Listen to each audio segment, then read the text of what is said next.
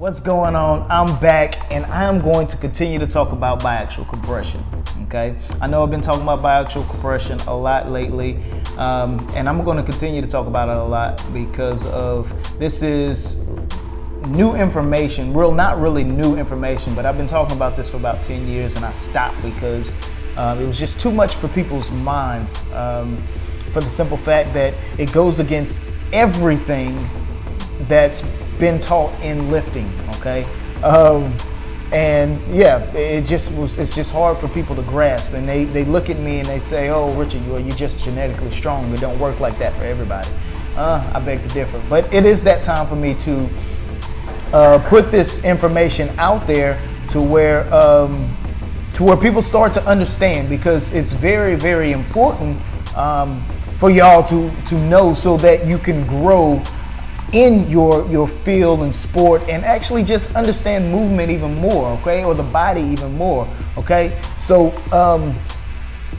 the reason I found this out is at age 18, I understood that my body weight can no longer influence weight, okay. My mass no longer can influence the weight that I try to pick up. So at that moment, I understood that, well, I have to be damn near perfect to continue to get stronger and stronger, which I've been working on ever since 18. Now I'm 35, and that's why my lifts look smooth and effortless, because I'm perfecting and I understand what the body wants and needs, okay?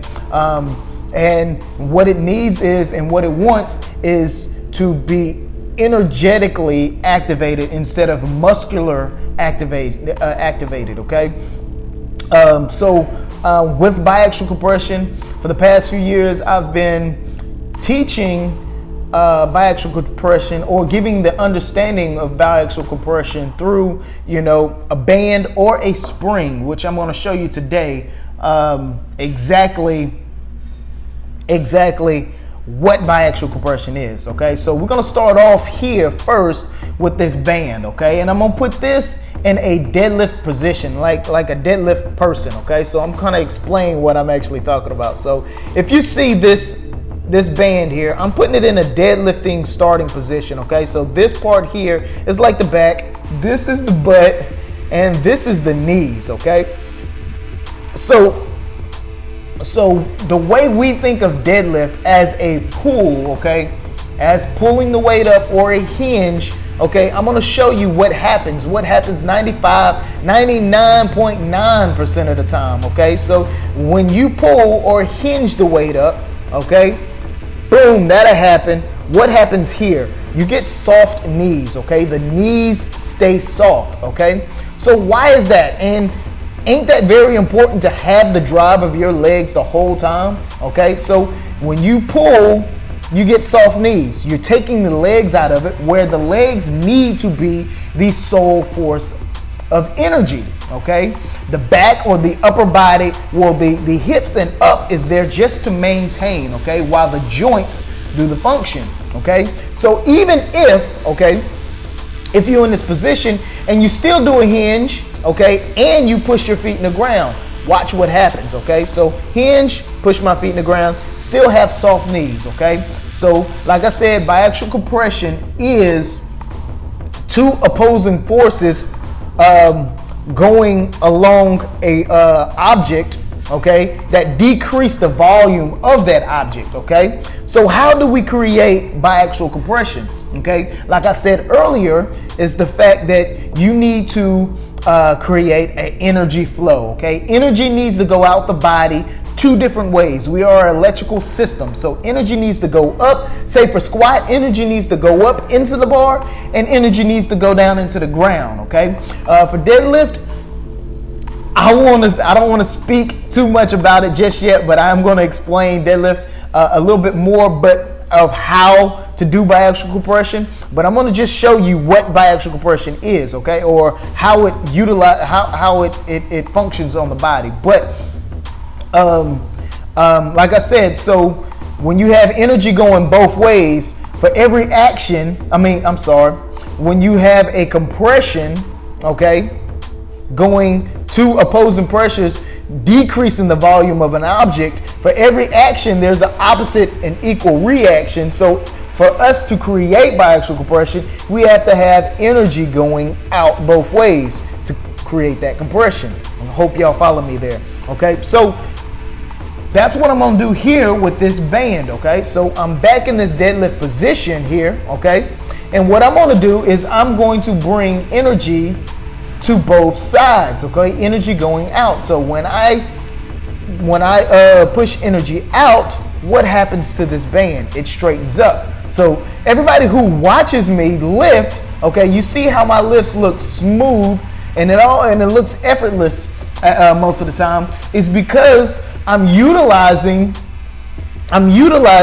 that information of what biaxial compression is. So we need energy going throughout the body the whole time, and not just going with uniaxial compression where a force goes along an object one direction, decreasing the volume. Okay, so we need that biaxial compression so that the band or our body can straighten out perfectly. Okay, instead of having this soft knees and losing the driving force of the legs. Okay, so hopefully that kind of shows you how the body plays out, because the body acts the same exact way. That is straight physics. Okay, I know people like to throw physics equations out there in powerlifting, and they missing a lot of stuff, you know, that the actual equation needs to pertain to, which if you're missing some stuff, so it's not true.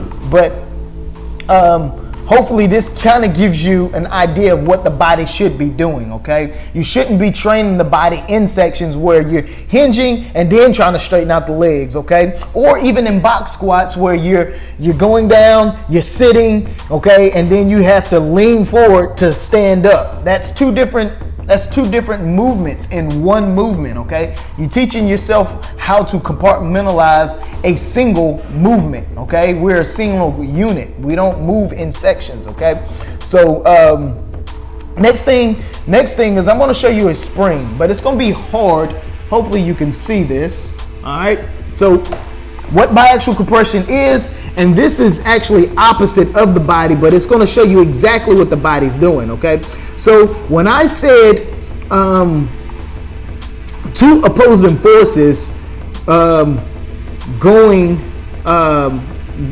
two opposing forces on an object, okay, what's actually going to happen is my index finger and my thumb is going to push down on this spring. If I can push it down straight, which is hard, but when I'm pushing down on this spring, that's biaxial compression. But what is the spring actually doing? It's pushing energy up in that finger and pushing energy down into my thumb. So it is active and ready. That is real tightness. Okay, that's not tightening the lats or pulling down on the lats. That's not squeezing the bar on squat and pulling down on the lats there either.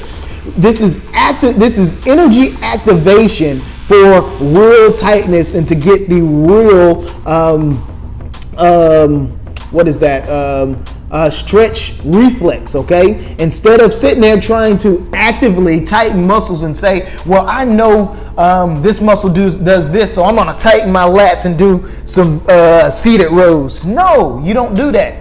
You use the movements. You do the movements by energy going out. Okay, so hopefully this kind of opens your eyes to what biaxial compression is and how you need to create the energy throughout the body to actually do the natural function. Okay, so you can get a little bit better. It's going to be hard because, one, I didn't go over all the information, but just to get your mind thinking about these things that you really need to understand to actually get better. I'm not squatting 650 plus and deadlifting 620 plus because I'm genetically strong. I have